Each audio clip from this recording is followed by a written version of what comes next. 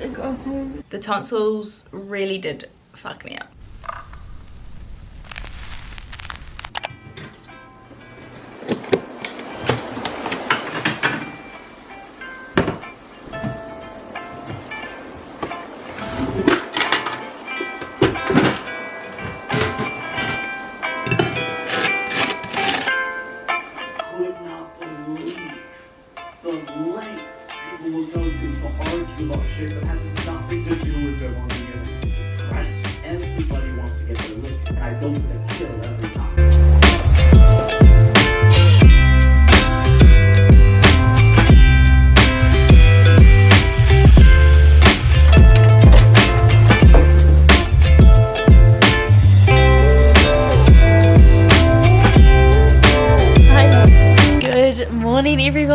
Happy Friday. Currently the 17th of November. I am not doing well.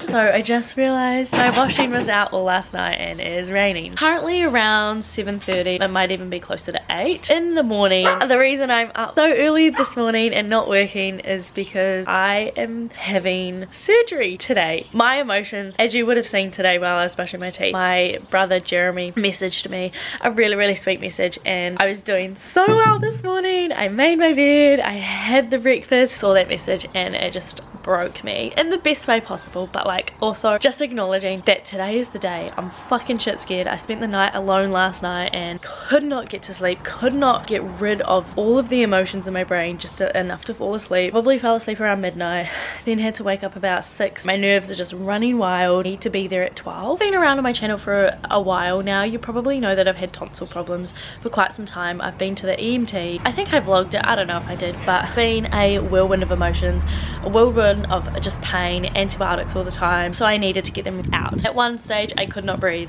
I could not eat, I could not drink. Like, it was just a time and a half. It's just needed to be done. Wanted to cancel it, especially because my mum is on holiday. Now mum, if you see this, please do not feel bad. Like, I hope you enjoyed your holiday. You know, it's like times like this when you realize that you need your parents. So hard when people just constantly tell you that it'll be okay, like everything's gonna be fine. Like, I understand that and I acknowledge it and I thank you for that support, but it's just such a mental game for me. Like, hearing those just kind of infuriate me more than anything, because I'm like, I know it, I'm telling myself it, but I can't commit to it. Absolutely shit scared. If I could cancel it today, I would, but I know that it's going to be better in the long run, and like, it only takes like a week or two to recover. Obviously it takes a little bit more now that I'm an adult, but I'm just stressed.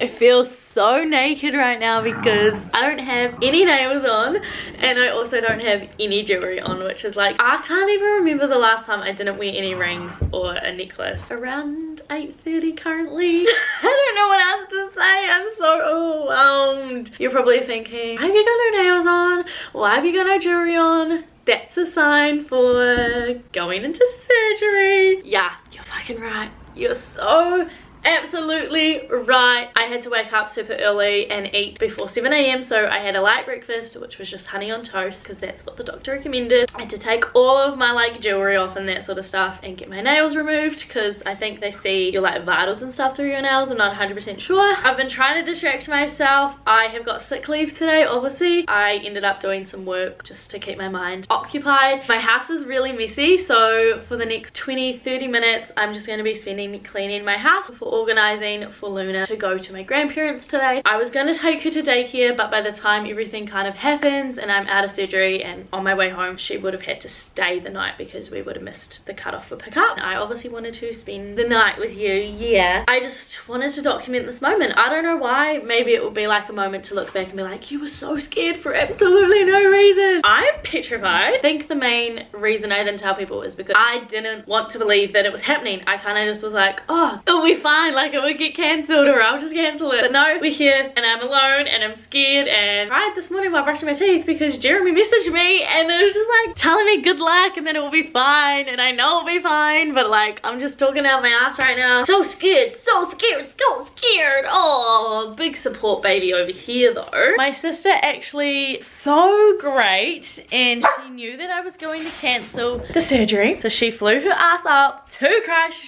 to Christchurch from Christchurch and is here to support me today. And I also have my dad as well supporting me. This is something I'm gonna look back on and cringe and be like, yeah, we did it, we made it out. We made it out of the surgery alive. Nothing wrong that happened, and I am going to be tonsil pain free the rest of my life. We're looking up. So scared right now. I'll be home in my bed tonight and my sister will be making me an omelette and I can't wait and I'm looking forward to it, and I'm gonna have chocolate mousse. I really gotta go because I just, oh my god, I have not seen myself with bare nails in the longest time.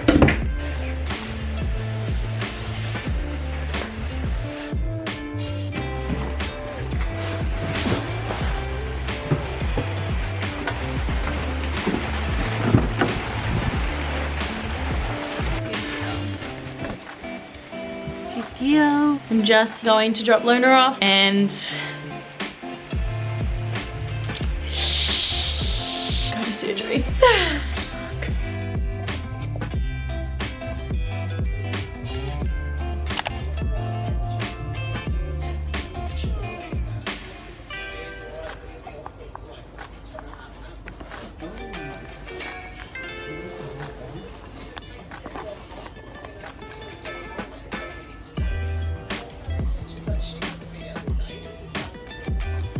Yesterday we took Whitney to the hospital to get her tonsils out. We weren't aware, but she had to stay overnight just due to the time that she had to go in. So we're gonna go pick her up. She had a bit of a sedative which made her a little bit drowsy, so that combined with the IV and things like that, it just, yeah, she wasn't having a great time, but she is doing really well, and the team were really proud of her, so that's really good. And we looked after her animals last night, and yeah, this morning we're just gonna go pick her up. Hopefully she's ready when we get there so we don't have to wait around. We waited so long yesterday. She's in there, she's got it done, so well done, Whit, so proud of you. Yeah, I got her a trucky milk, she wanted a trucky milk. I got her panda, I got her toothbrush, toothpaste and some slides just in case it's easier to put those on than actual shoes. We did actually go to Kmart yesterday and get her a couple of things as well, but yeah, let's go get Whit from the hospital. See you soon, Whit. I'm prepared.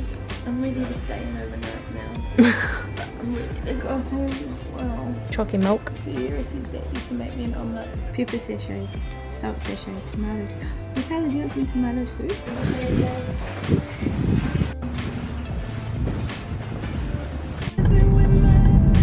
It's a year later and we're back. I was gonna do my makeup and have a little bit of a chat with you guys in regards to the journey that I've been on the past year. I've got work at my second job today and I don't really feel like putting on makeup, so we're just going to do my hair. I don't want to bore you with all the details of my tonsil surgery and how I felt. Let's just get right into it. It's been a year ago today since I went in for my tonsil surgery, and it's just wild to me that it's been a year. I went in for my tonsil surgery on Friday. I needed to stay because of the time that my tonsil was, because I think it got postponed because I think the kid before me had some complications. Ended up having a sedative because I was so fucking stressed and scared, so they gave me something to relax my nerves. Very thankful for, but when I woke up the next day, it started to wear off, and then I felt really weird in myself because my body was finally coming off the sedative and I did not feel well at all. But ended up going home Saturday, which was all good. You will know if something is wrong with you, so please, whatever you do, whatever you take from this video, just take that. If you know that something is wrong with you, go with it, trust your gut. Saturday I got back, I'm pretty sure Tuesday was the day that I went to A&E. I was not feeling very good at all,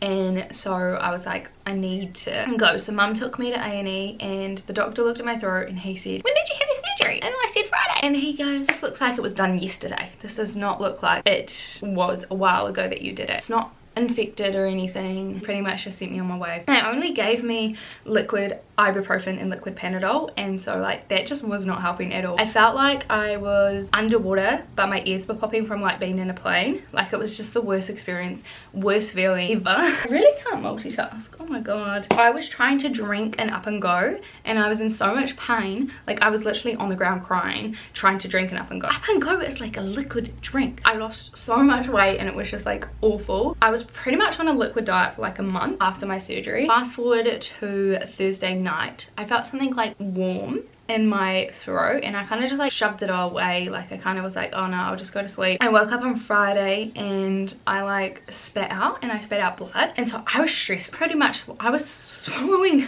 blood this whole entire night, freaking the fuck out. When I freak out, I'm like dramatic. So I was on the floor like trying to let all of this stress like relieve itself from my body. Anyway, I ended up booking a doctor's appointment on the Friday. I went to the doctor and he was like, what? Like, this looks like it was done yesterday. And I was like, he's like, this doesn't look like it's been done 7 days ago. And I was like, I know, I'm trying to like tell people. He gave me antibiotics, which definitely did help. They definitely made me able to drink my up and go without crying. I felt fine maybe like Friday afternoon after I had my first lot of antibiotics, and I decided, I was like, Mom, I'm gonna go home and I'm gonna have a shower in my own like house, because I was staying at my mom's, wash my hair, like use my product. I'm feeling good. Well, maybe like an hour later the ambulance was called. The ambulance was called because I spat. So like, I feel like when you have your tonsil surgeries, all you want to do is like spit to make sure that nothing is coming up. Especially because I had already spit up blood that morning. I was like, no. And I had been spitting fine and like everything was clear and whatnot.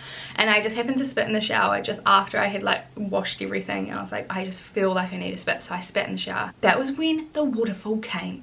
Literally that like one spit released a whole amount of blood. Like just a whole amount. Could not get rid of it. Like I ended up stepping out of the shower and then I was like, no, like I'm fine. Obviously I didn't step out of the shower not being fine, but I stepped out the shower, like ended up all over the bathroom. I like was ringing my mum because like I had to go get my phone and I was like, I'm bleeding. And Mum was like, okay. I'm like, I'm coming. And all this like gunk was coming out because obviously my body was just rejecting the surgery or something, like it wasn't healing. So all of this stuff ended up coming out. But I will tell you, I felt great afterwards. Didn't feel great that I had like just showered and everything was coming up and I was bleeding. Could potentially need to go back into surgery. Like that wasn't great, but my mouth definitely needed to bleed. I feel like just wasn't healing the way that it was meant to heal. So I'm just grateful that my body did what it needed to do, but I'm just like, it's just shit that nobody listened to me when I was like trying to get them to listen. Had I had antibiotics probably when I left, or at least Tuesday,